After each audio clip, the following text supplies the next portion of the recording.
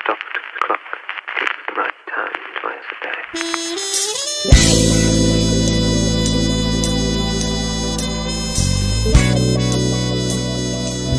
Tudo que tem fora do louvor ao Senhor.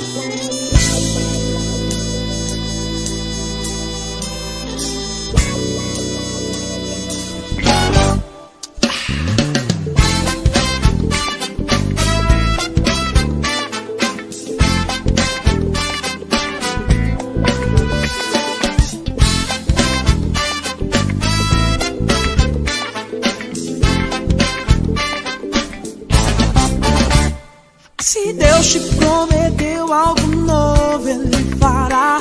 Porque Deus pode sim, Deus pode tudo transformar. Esqueça a altura do monte que à frente está e firma o seu olhar no Senhor. Louve, louve, louve.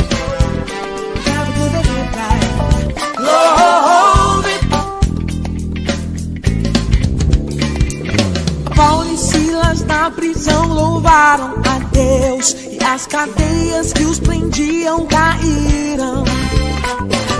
Tudo que tem fôlego louve ao Senhor, pois Deus habita em meio ao louvor. Louve,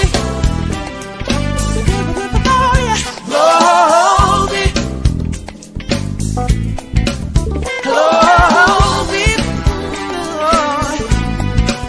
louve. Se Deus te prometeu algo novo, Ele fará. Porque Deus pode sim, Deus pode tudo transformar. Esqueça a altura do monte que à frente está e firma o seu olhar no Senhor. Ouve,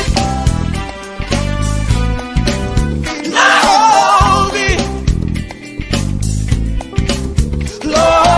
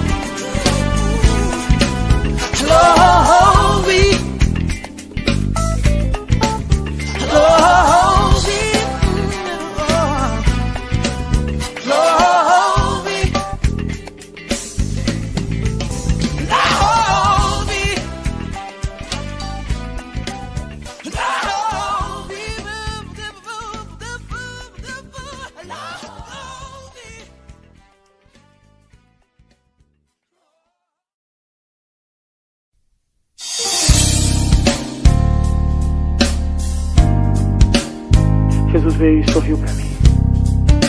Eu estava chorando e Ele sorriu para mim.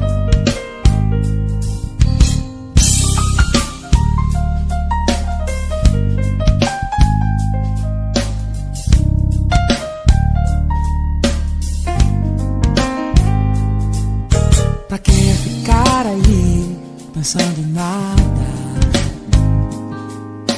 olhando para o alto sem entender que você está perdido nessa estrada,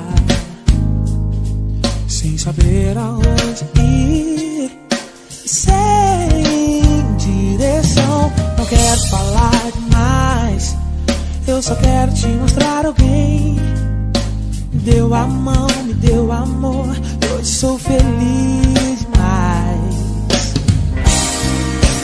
Me lembro bem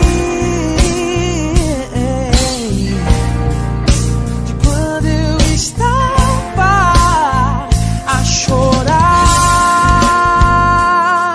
Jesus veio e sorriu pra mim e disse que a vida era mais que simplesmente viver.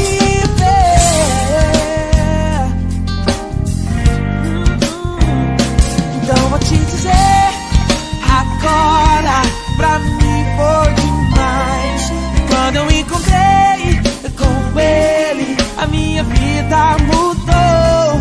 Então vou te dizer, amigo, não fique assim não. Abre o seu coração e deixa Jesus entrar.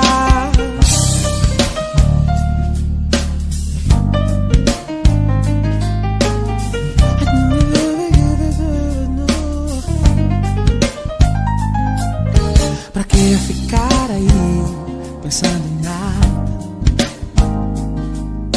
olhando para o alto sem entender que você está perdido nessa estrada, sem saber aonde ir e sem direção. Não quero falar demais, eu só quero te mostrar alguém.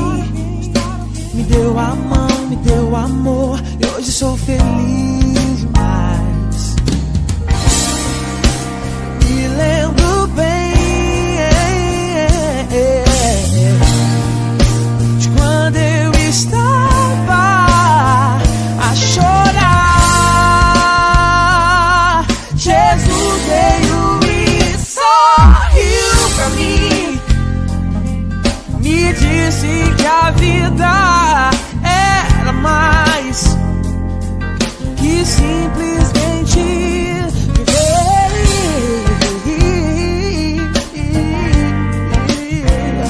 Então vou te dizer, agora pra mim foi demais. E quando eu encontrei com ele, a minha vida mudou. Então vou te dizer, amigo, não fique assim não. Abre o seu coração e deixa Jesus entrar. Então vou te dizer, agora pra mim foi demais. E quando eu encontrei com ele, a minha vida mudou. Então vou te dizer, amigo, não fique assim não. Abre o seu coração e deixa Jesus entrar. Então vou te dizer, agora pra mim foi demais. Quando eu encontrei com ele, a minha vida mudou. Então vou te dizer, amigo, não fique assim não. Abre o seu coração e deixa Jesus entrar.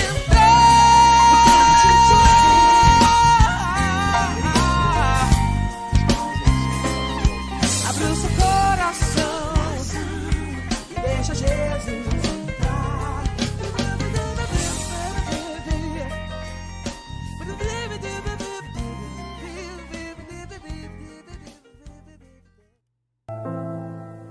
Um sitiante muito bom morava sozinho numa grande casa. Tinha 2 criados, uma cozinheira, um cachorro e um burro. E ele sempre estava com seu cachorrinho assim no colo, brincando. E o cachorro entrava na casa inteira. E o burro ficava com muita inveja. Por que o meu dono gosta mais do cachorrinho do que de mim? E o burro, naquela inveja, ficou pensando: se eu fizer igual ao cachorro, o meu patrão também vai gostar de mim. Deixa eu estudar bem as atitudes do cachorro. E o burro ficou estudando. Observou que sempre que o dono chegava do campo, o cachorrinho ia correndo ao encontro dele, abanando o rabo e latindo. E que o dono ficava muito feliz, se abaixava e fazia um carinho com o cachorro, brincava, e com isso o cachorro entrava na casa, comia o que queria e ficava até no sofá da sala. O burro estudou muito o comportamento do cachorro e falou: pronto, agora eu vou conquistar o meu patrão. Hoje, na hora que o meu dono chegar, eu vou fazer igualzinho o cachorro. E o burro ficou lá, no estábulo, esperando na maior ansiedade. Agora o meu dono vai gostar muito de mim, vai me tratar tão bem que nem ele trata o cachorro. Eu vou poder entrar na casa, eu vou poder ir para o sofá, vai ser muito legal. E o burro ficou esperando ansiosamente que o dono chegasse.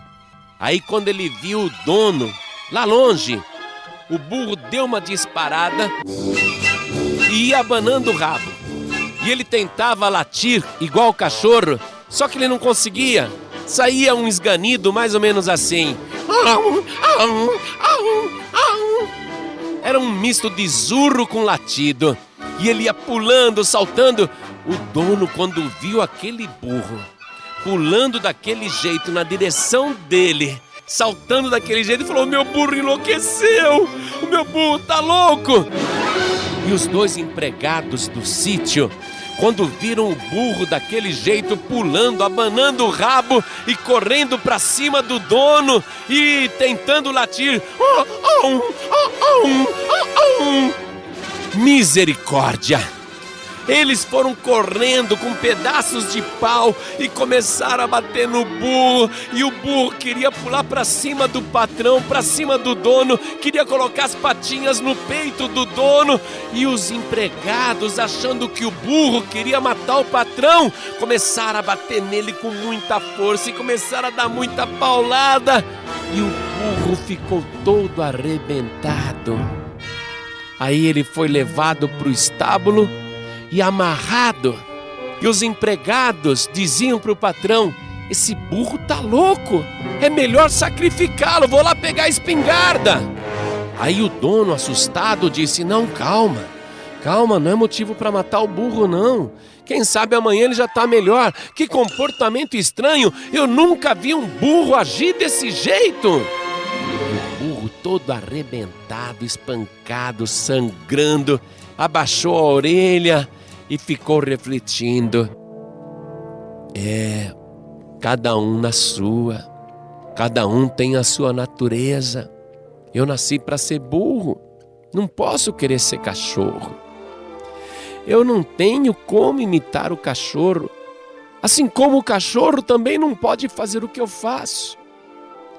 E o burro ficou pensando naquilo, e tinha um cordeiro dentro do estábulo também. E o cordeiro conversou com o burro dizendo: burro, eu vi a tua loucura. Você quis agir como se fosse um cachorro.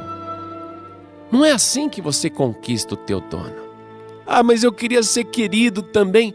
Mas o teu dono te quer muito bem. Você já viu que ele te dá as melhores alfafas? As melhores rações? Você já reparou como esse estábulo, especialmente na tua parte, é muito confortável? Até parece um quarto de hotel. E o cordeiro foi aconselhando o burro e dizendo: veja bem, você puxa a carga, puxa o arado, você puxa a carroça. O dono tem muita estima por você. Você não vê a maneira carinhosa como ele te trata? O dono te ama também. E o burro foi pensando no conselho do cordeiro e chegou à conclusão que ele precisava ser o melhor burro do mundo, agindo dentro daquilo que ele sabia fazer.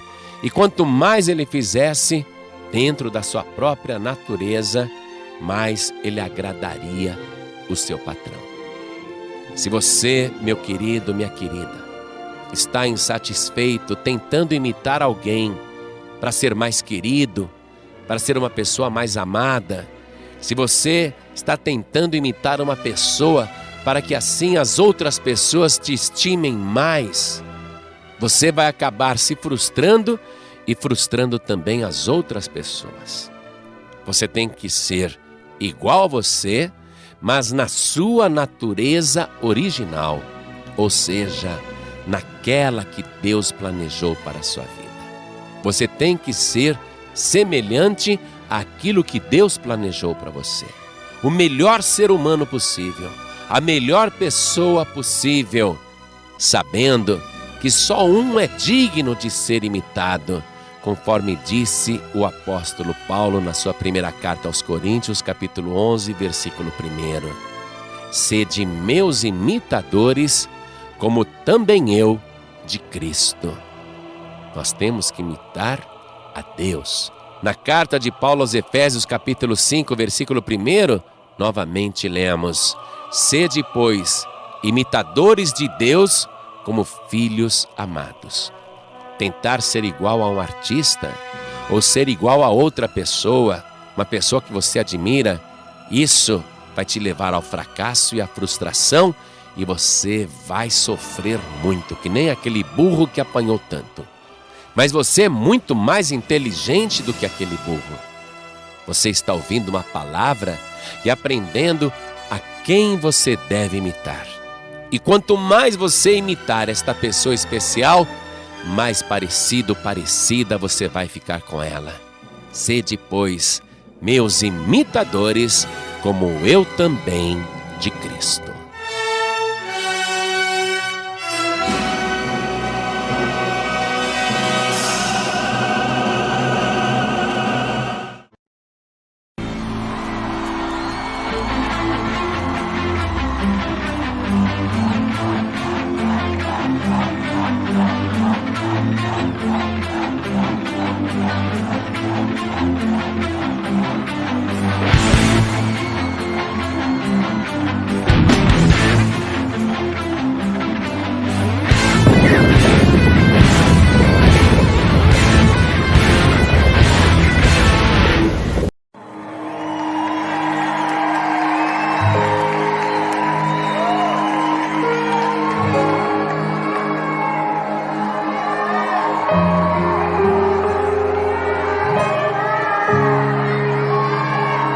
Você é bem-vindo aqui.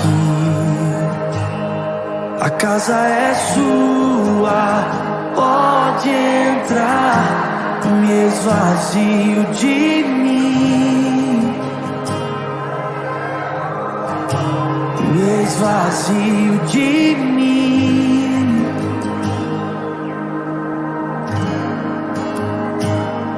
Sopra o teu vento aqui, toma o teu trono, vem reinar. Nós queremos te ouvir, oh, nós queremos te ouvir.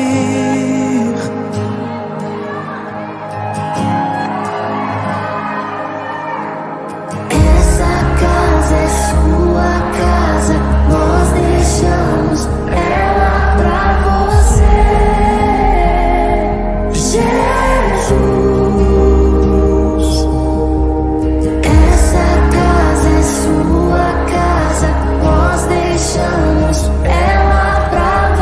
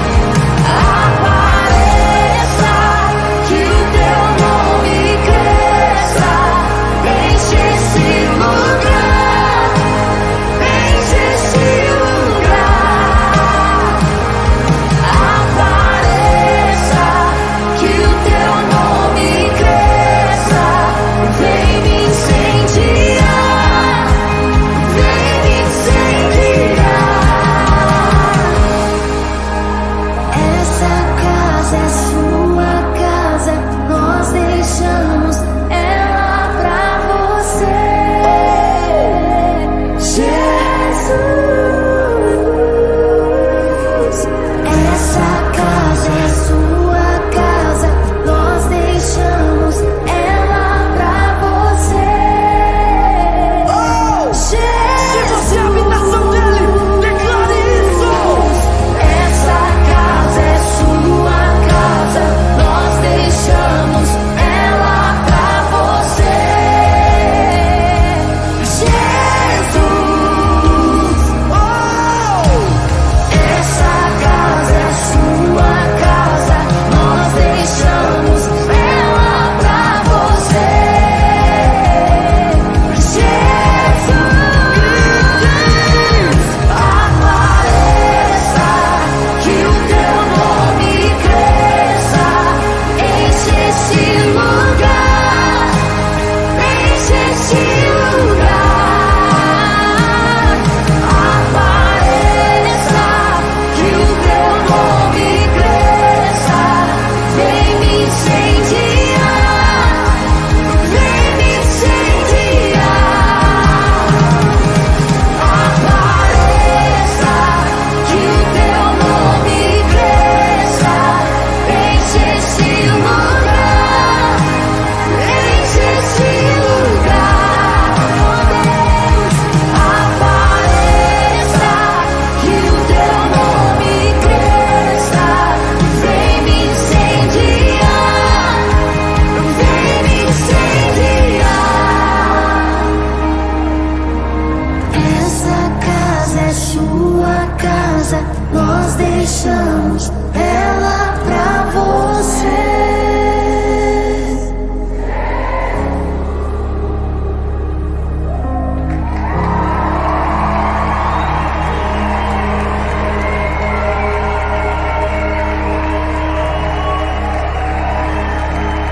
Nós deixamos Jesus. Nós deixamos Jesus. Nós deixamos ela pra você, Jesus. Tu és o morador, Jesus. Tu és o morador. Tu és o morador, Jesus. Tu és o morador, Jesus. Tu és o morador, Jesus. Vem Jesus, pode entrar, Jesus. Olá, sejam bem-vindos ao canal Melhores Notícias Gospel. Antes de prosseguir, eu peço a você que deixe o seu like e se inscreva no nosso canal. E ative o sininho de notificação para receber mais vídeos. Estamos agora no final dos últimos dias. O Senhor nos prometeu em Apocalipse capítulo 22, versículo 12, dizendo assim: Eis que cedo venho. E como acabamos de ler em Mateus 24, que muitas coisas aconteceria e serviria de sinal de que a volta de Jesus estaria próxima. E nós sabemos que tudo isso já tem acontecido em nossos dias. Quero citar apenas um versículo bíblico que nos mostra que a palavra de Deus tem se cumprido em nossos dias. Em Mateus capítulo 24, versículo 7 diz o seguinte: Porquanto se levantará nação contra nação, e reino contra reino, e haverá fomes, e pestes, e terremotos em vários lugares. Meus irmãos, como já sabemos, o Brasil e vários outros países têm enfrentado um momento muito difícil, e isso são sinais da vinda de Jesus se cumprindo. Há um mês atrás, começou a aparecer vários gafanhotos em várias cidades do Brasil, e isso tem deixado muitas pessoas assustadas, pois isso jamais havia acontecido. Confira o vídeo. Gente, olha aí um saco quase cheio e olha como tá no chão. Eu nunca vi em toda a minha vida uma coisa dessa. Esta noite ninguém dormiu, com tanto besouro caindo em cima de nós. Vamos começar a apanhar mais de outro saco. Aí, gente, ó. Fim dos tempos tá chegando mesmo, ó. Peste de gafanhoto já aqui na nossa cidade aqui. Cidade de Água Boa. Entendeu? uma das pestes que vem chegando, entendeu? Olha o tanto de gafanhoto, tudo enfileirado, olha lá, aonde eles vão, tá vendo? Nos pezinhos de coco, tudo, tá infestado, infestado, olha só isso, olha só isso. A tempestade que passou com a nuvem de gafanhoto em Morro de São Paulo há mais ou menos 1 hora, já chegou aqui em Bicaraí. Tempestade chegando com muito gafanhoto na cidade. Um morador de Belo Horizonte é o primeiro brasileiro a receber o chip que é citado em Apocalipse como chip da besta. Também obrigou todos, pequenos e grandes, ricos e pobres, livres e escravos, a receberem certa marca na mão direita ou na testa, para que ninguém pudesse comprar nem vender, a não ser quem tivesse a marca, que é o nome da besta ou o número do seu nome. A sabedoria. Aquele que tem entendimento, calcule o número da besta, pois é número de homem. Seu número é 666. Rafael não precisa mais se preocupar com as inúmeras senhas que utiliza para usar telefone, acessar a internet e até para desbloquear o notebook. Em vez da memória, ele tem todos esses dados na mão. Rafael usa um chip do tamanho de um grão de arroz, implantado entre o polegar e o indicador. O dispositivo é colocado sob a pele com a ajuda de uma agulha, parecido com o implante de um piercing. Além das senhas de aparelhos eletrônicos, o biochip facilita outras tarefas do dia a dia. Pode substituir o cartão de visitas, por exemplo. Como acabamos de ver, a palavra de Deus tem realmente se cumprido. E tudo isso se resume em uma só palavra: Jesus está voltando. Que possamos estar preparados para esse grande dia que logo chegará. Amém? Agora fique com uma poderosa mensagem ministrada pelo pastor Paulo Júnior. Essa mensagem vai edificar a sua vida. Veja só a colocação que ele faz, a leitura que ele faz a respeito da decadência da Inglaterra. Hoje o que nós temos são sermões antropocêntricos, um evangelho imediatista. Hoje o que nós temos é um evangelho triunfalista. É aquilo que as escrituras, aquilo que Deus pode fazer de melhor para o homem aqui e agora. Mas não se engane, Jesus vai voltar, e a igreja precisa estar vigiando. Vigiai e orai, porque não sabeis a hora que há de vir o vosso Senhor. Está escrito, a Bíblia diz isso. Vigiai, orai. A Bíblia ainda diz assim: olhai por vós, para que os vossos corações não se carreguem das glutonarias, bebedice e dos cuidados dessa vida, e venha sobre vós de improviso aquele dia, porque a vinda do Senhor será como um ladrão na noite. A nossa geração precisa acordar para os fatos. Nós estamos no tempo do fim. Presta atenção, nós somos a última geração. Então, se todas as gerações anteriores à nossa esperaram pelo retorno de Jesus, significa que a nossa geração está mais próxima do retorno do que todas elas, porque elas passaram. Nós, portanto, somos a última geração. Então nós estamos mais próximo do fim do que qualquer outra antes de nós. Guarde isso no seu coração. Jesus vai voltar. E a pergunta que os discípulos fazem é: mestre, qual será o sinal da sua vinda? Como será o tempo do fim? Esta é a pergunta que eles fazem. Mas eu comecei abrindo um termo no verso 32, porque o verso 32, que é da onde eu vou fazer a exposição, ele começa a resposta dos discípulos, a resposta para os discípulos. Ele diz assim: aprendei, pois, a parábola da figueira. Quando já os seus ramos se renovam e as folhas brotam, sabei que está próximo o verão. É assim que Jesus começa falando do seu discurso. Presta atenção. Os discípulos têm uma dúvida. Os discípulos sabem que ele vai voltar. Os discípulos sabem que os séculos vão se consumar. Os discípulos sabem porque nos 3 anos e meio ele falou disso, que haveria um retorno triunfal, haveria a consumação dos séculos, que haveria novos céus e nova terra, que essa nova era seria consumida, haveria os juízos de Deus sendo despejados, as taças da ira de Deus sendo despejadas, que ele voltaria para buscar o seu povo, que o seu povo seria glorificado. Mas quando será esse tempo? Qual será esse tempo?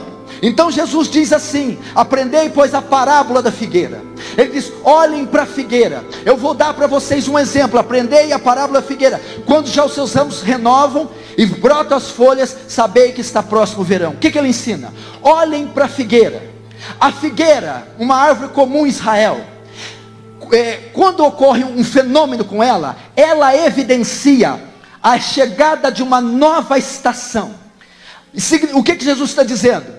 A figueira, quando começa a brotar suas folhas, isso significa que ela está anunciando uma nova estação. Está chegando o verão.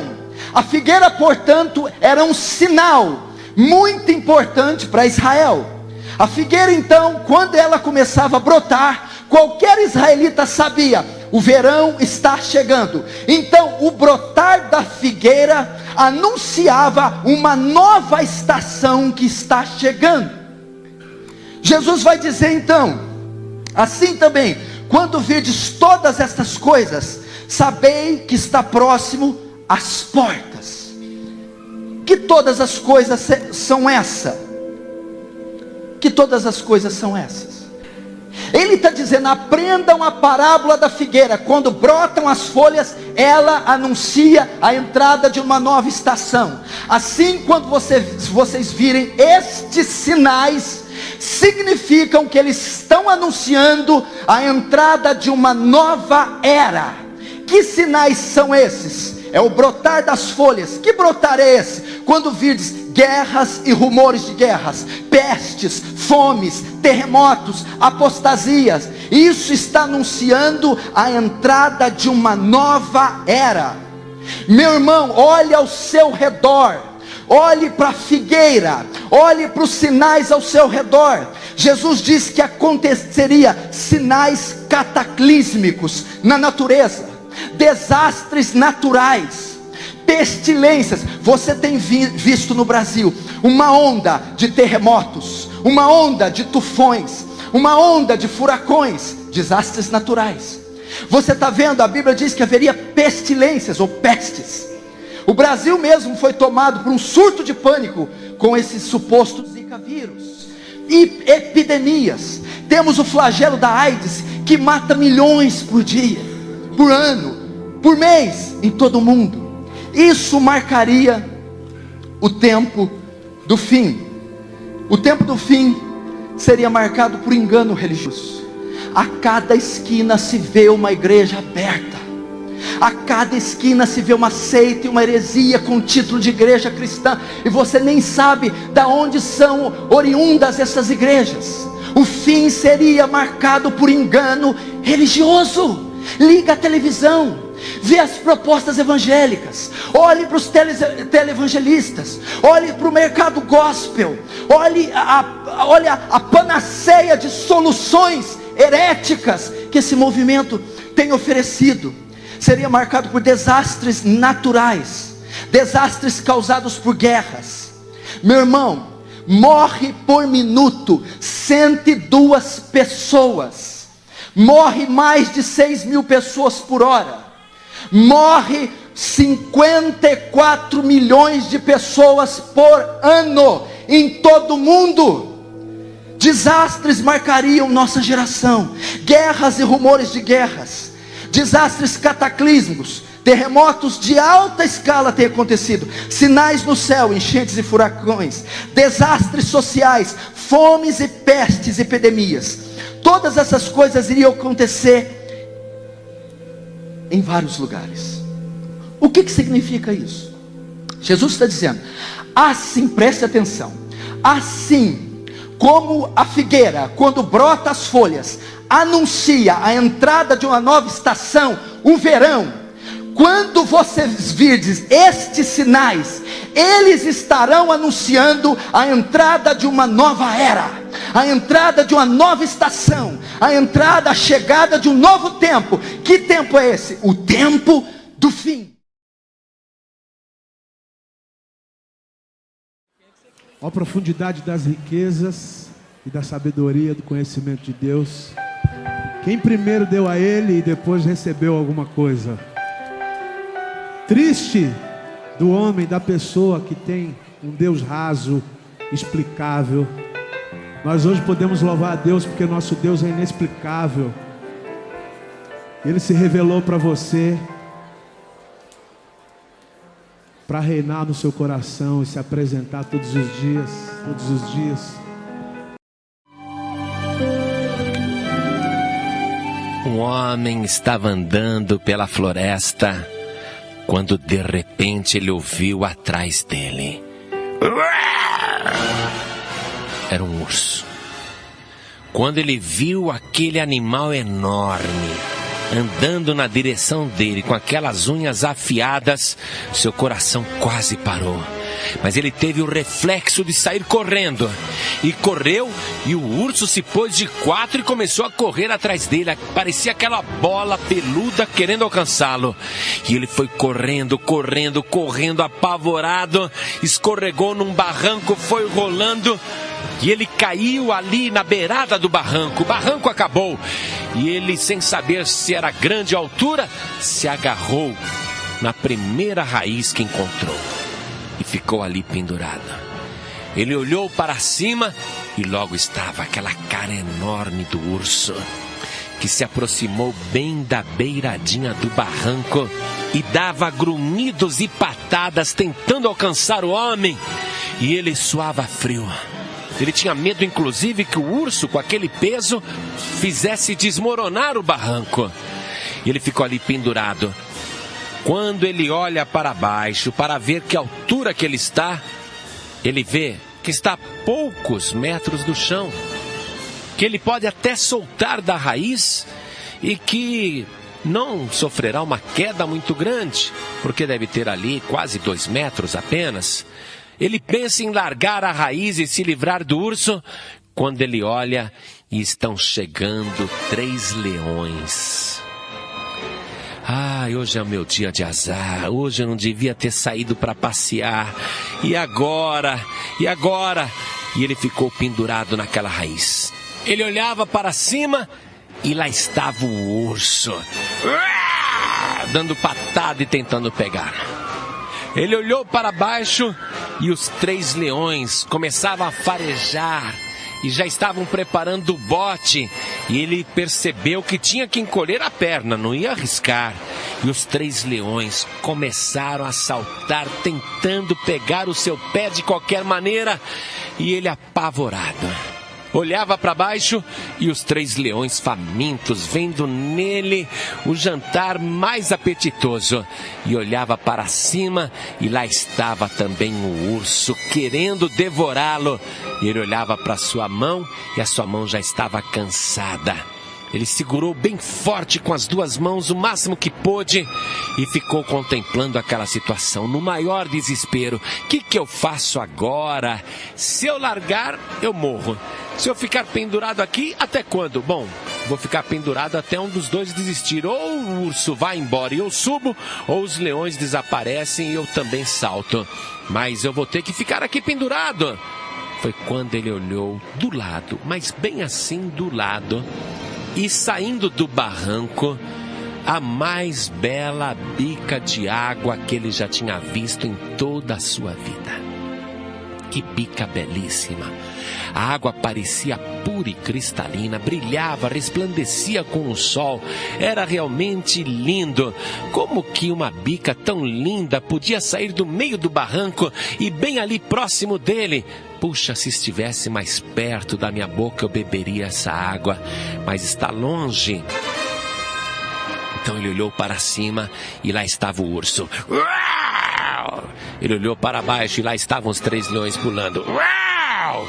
Aí ele olhou para a bica de água. Eu queria tanto beber essa água, mas vou pensar em beber água justo nessa hora.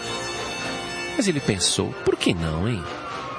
A água que está aqui do meu lado é a única que quer me fazer bem. Se eu beber esta água, eu vou me revigorar, vou matar a sede, vou hidratar o meu corpo. Por que não, hein? Então ele largou uma das mãos e estendeu a mão esquerda até aquela bica e ele sentiu a água fresquinha. Lavou bem a mão assim, aproveitando o jato de água da bica. Aí encheu a palma da mão e trouxe até a sua boca e bebeu. Que água deliciosa! Vou beber mais um pouquinho. E ele estendeu a mão e pegou mais um pouco daquela água fresquinha e bebeu mais um pouco. E assim o seu corpo foi revigorando e ele se sentiu muito melhor. Não demorou muito, o urso foi embora, os leões continuavam lá embaixo e ele, revigorado, conseguiu pegar mais uma raiz acima e outra raiz acima e escalou o barranco e viu que o urso, que tem pouca memória e pouca paciência, já tinha ido embora. Você que está ouvindo, preste atenção. Às vezes você está tranquilamente no teu dia a dia e aparece um urso para te devorar. Aparece alguém para te prejudicar. Surge uma situação para acabar com você. Aí você resolve fugir e cai no abismo, no precipício. E quando olha para baixo, está lá o leão, Satanás, no fundo do precipício, querendo te devorar. Mas você não tem que olhar para os problemas e as dificuldades e se desesperar. Você tem que olhar para a fonte de água viva que é Jesus Cristo. E mesmo em meio a tanta tribulação e dificuldade, ter paz de espírito, confiança para beber a água da vida que é Jesus Cristo. E quando você bebe desta água, você sente a tua força voltar, o seu ânimo é recobrado e Deus prepara imediatamente um escape para a tua vida. Por isso, não se entregue.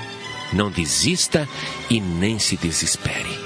Beba da água da vida que é Jesus Cristo, esta fonte pura e cristalina, e você nunca mais terá sede, e Deus te dará o livramento que você precisa, em nome de Jesus.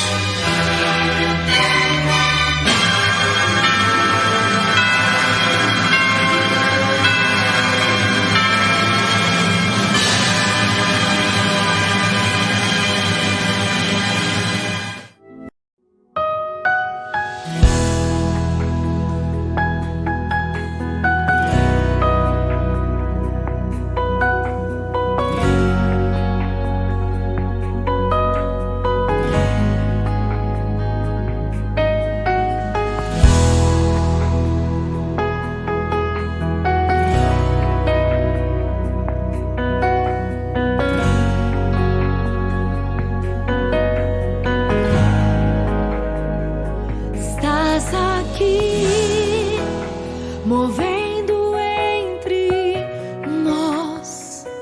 Te adorarei, te adorarei.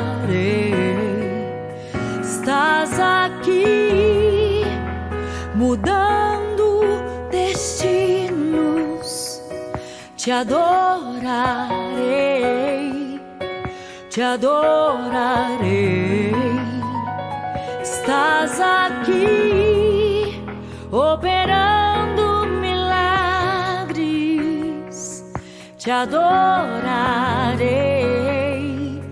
te adorarei. Estás aqui transformando nossas vidas. Te adorarei, te adorarei. Meu Deus é Deus de milagres, Deus de promessas, caminho no deserto, luz na escuridão. Meu Deus, esse é quem tu és.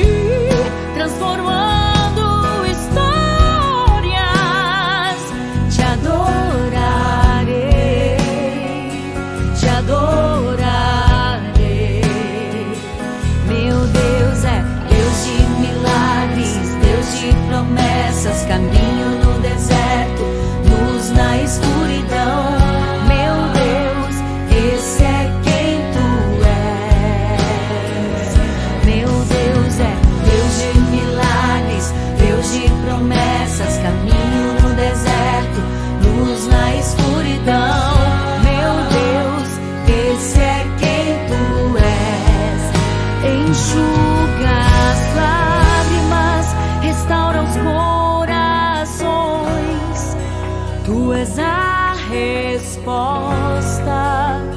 Jesus enxuga as lágrimas, restaura os corações. Tu és a resposta.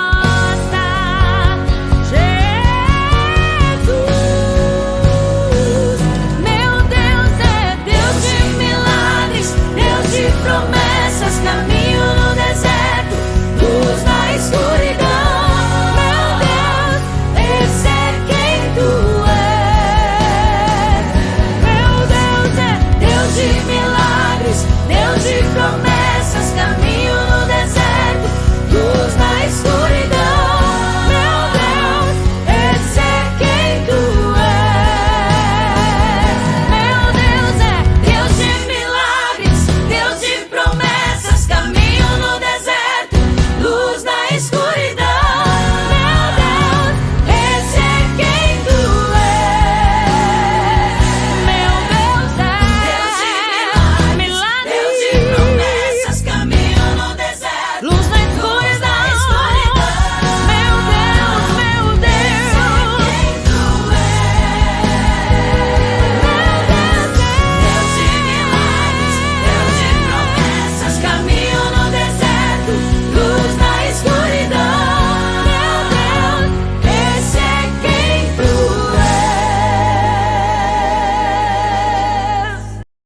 É pecado uma pessoa que não é casada, uma pessoa que vive amigada, amaziada, tomar a Santa Ceia do Senhor, receber a comunhão? Sim ou não? É sobre isso que eu quero falar nesse vídeo agora.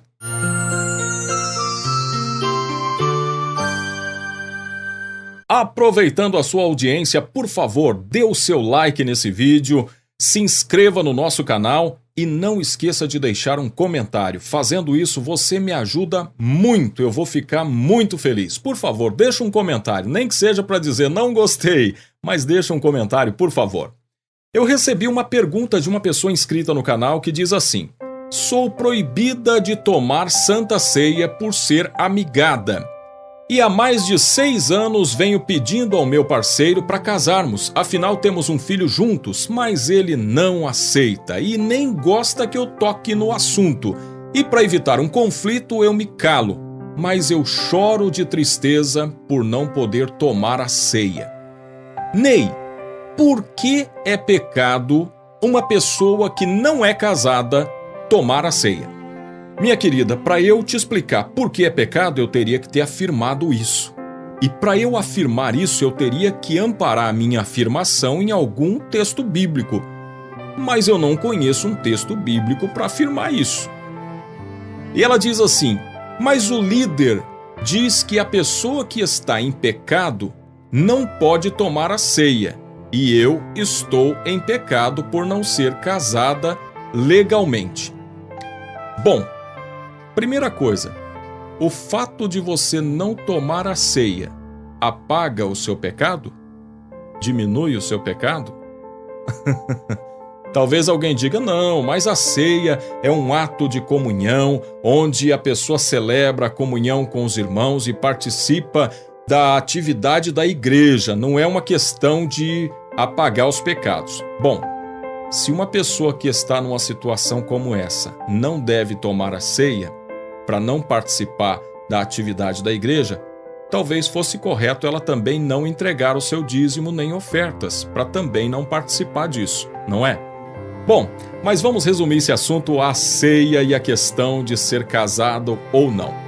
Ela diz assim: se a pessoa está em pecado, não pode tomar a ceia, não tem condição de tomar a ceia. Bom, se a condição para tomar a ceia é estar sem pecado, nenhum de nós está em condição.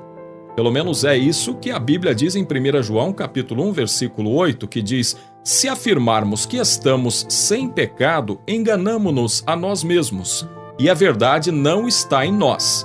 No verso 10 diz: se afirmarmos que não temos cometido pecado, fazemos de Deus um mentiroso, e a sua palavra não está em nós. Então você me pergunta, afinal, a pessoa amigada pode ou não pode tomar a Santa Ceia? como eu não sou pastor da sua igreja, eu não posso dizer que pode ou não pode ir na sua igreja. Mas eu posso trazer aqui uma pequena reflexão usando 2 textos que tratam desse assunto. O primeiro deles é Lucas capítulo 22, verso 19, falando da instituição da ceia pelo próprio Jesus. Falando de Jesus, o texto diz: tomando o pão, deu graças, partiu-o e o deu aos discípulos, dizendo: isto é o meu corpo dado em favor de vocês. Façam isto em memória de mim. Da mesma forma, depois da ceia, tomou o cálice, dizendo: este cálice é a nova aliança no meu sangue, derramado em favor de vocês. Pergunta: todos os discípulos que estavam naquela mesa estavam sem pecado? Por isso participaram da ceia? Eu creio que não estavam sem pecado. Aliás, foi um deles que escreveu que se nós dissermos que não temos pecado, fazemos de Deus um mentiroso. Foi João. Pedro iria daqui a pouco tempo negar Jesus por 3 vezes. Deve ser pecado isso. Tomé, o incrédulo, não acreditaria na ressurreição de Jesus. Creio que também é pecado. Outros iriam se dispersar e fugir, deixando Jesus sozinho na mão dos soldados. Eu creio que isso também é pecado. Agora, se você não crê que tudo isso é pecado, talvez você creia que o fato da pessoa trair Jesus seja não só pecado, mas um grave pecado. É o que aconteceu com Judas. Judas estava naquela mesa e não só estava em pecado, mas estava endemoniado, porque no verso número 3 desse mesmo capítulo 22 de Lucas, diz assim: então Satanás entrou em Judas, chamado Iscariote, um dos 12. E depois que Satanás entrou em Judas, ele foi ajustar com os sacerdotes a forma de entregar Jesus. Aliás, o próprio Jesus sabia da traição dele. No verso 21, Jesus diz: mas eis que a mão daquele que vai me trair está com a minha sobre a mesa. Tá vendo? Jesus sabia que ele estava com má intenção, estava em pecado, iria traí-lo, mas Jesus não negou a ceia a ele. É pecado não ser casado legalmente no civil? Existe um texto bíblico que possa dar amparo para a gente fazer essa afirmação? Talvez alguém possa dizer assim: bom, a gente tem que obedecer às autoridades. É verdade, existe um texto bíblico que fala sobre isso, e nós devemos obedecer às autoridades humanas. Muito bem. O próprio Jesus disse: dai a César o que é de César, dai a Deus o que é de Deus. Ou seja, obedeça a Deus, mas obedeça às autoridades humanas. Tudo bem. Obedecer às autoridades humanas implica em se casar legalmente para oficializar a sua união. Certo. Obedecer às autoridades humanas também significa obedecer às leis de trânsito. E as leis de trânsito estabelecem limites que muitas vezes são extrapolados por muitas pessoas, inclusive pessoas cristãs. Você já viu alguém que um dia avançou o sinal ou avançou o limite de velocidade e deixou de tomar ceia? Pois é, mas essa pessoa, ela cometeu um pecado, ela desobedeceu à autoridade humana. Ela avançou um limite de velocidade desobedecendo à autoridade. Está em pecado, não está? Aliás, eu diria que o pecado dela é até um pouco mais complicado, porque pelo fato da pessoa não ser oficialmente casada no civil, isso aí não implica no perigo para a vida de outras pessoas. Por outro lado, todos os dias a gente abre os jornais e vê notícias de pessoas que, por avançar limites de velocidade e usar de imprudência no trânsito, estão matando pessoas inocentes e estão se matando.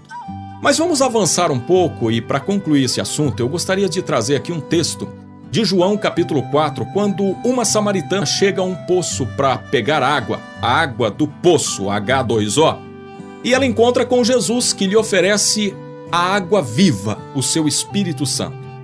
E ela se interessa por essa água viva e diz assim: Senhor, dá-me dessa água. E em João 4,16, Jesus fala para ela: vá, chame o seu marido e volte. Não tenho marido, respondeu ela. Disse-lhe Jesus: você falou corretamente, dizendo que não tem marido. O fato é que você já teve 5 e o homem com quem agora vive não é seu marido. O que você acabou de dizer é verdade. Se Jesus disse que é verdade, que ela estava vivendo uma situação irregular com um homem que não era seu marido, por que é que Jesus ofereceu a ela o seu Espírito Santo? Seria o Espírito Santo menor do que a ceia? Eu creio que não. Minha irmã, eu não encontrei nenhuma base bíblica, nenhum texto que me dê amparo para negar a ceia a você. Especialmente porque a ceia, como a gente bem diz, é do Senhor. Não é nossa, não é de ninguém, é do Senhor. E se esse Senhor, que é chamado de Jesus Cristo de Nazaré, não negou esta ceia para um traidor que estava com Satanás, se esse Senhor não negou o seu Espírito Santo a uma mulher que estava com um homem que não era o seu marido, como é que eu vou te negar a ceia do Senhor?